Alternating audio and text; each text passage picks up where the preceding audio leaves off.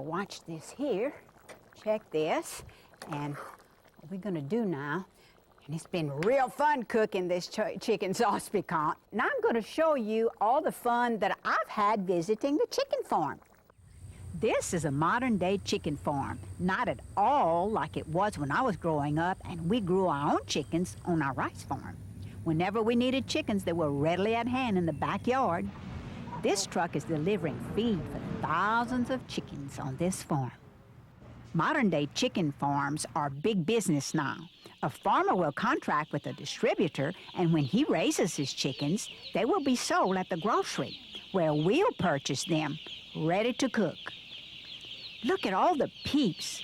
It was an unusual experience for me to walk among this sea of baby chicks. This house is kept very warm, just what the peeps need.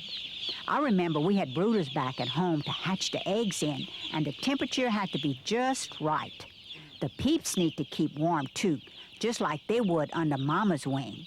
The farmers have automatic systems to provide continuous food and fresh water, and they carefully monitor the growth and health of their flocks. There's plenty of room for a nice game of chase too. This is my friend Ed Putnam from the Sanderson Farms, and we're here at his wonderful chicken houses in Macomb, Mississippi. They are gorgeous, Ed. How many years have you been working with the chickens? I've been in the poultry business just about all my life, about 40 some odd years. Great. And what were the ages that we visited with this morning? We visited some birds that are less than a week old and some birds about 5 weeks old.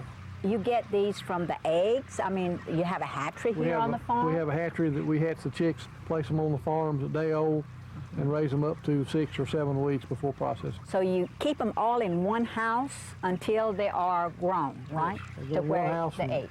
Day old to processing and then move them out. Well, great. And how many chickens do you house per house? We have about 25,000 birds per house. And how many houses do you have? Here at this operation, we have about 685 houses. Oh, gosh, that's a lot of chickens, right? How many do you? A lot of drumsticks, right? Which is not bad. About a week, how many do you process out? We process approximately 1.7 million birds a week. Wonderful. Now, you also have a chicken house in Hammond, Louisiana, right? Yes, ma'am. Where they process those Cajun chickens there. That's correct. Good, good. That's great. So, but these chickens are just so beautiful and so healthy looking, you know. It's wonderful. They're well taken care of.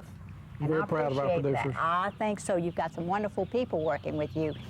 Thanks, Ed, for having us over here today. It's been a wonderful time, and I hope you've enjoyed it as much as I have.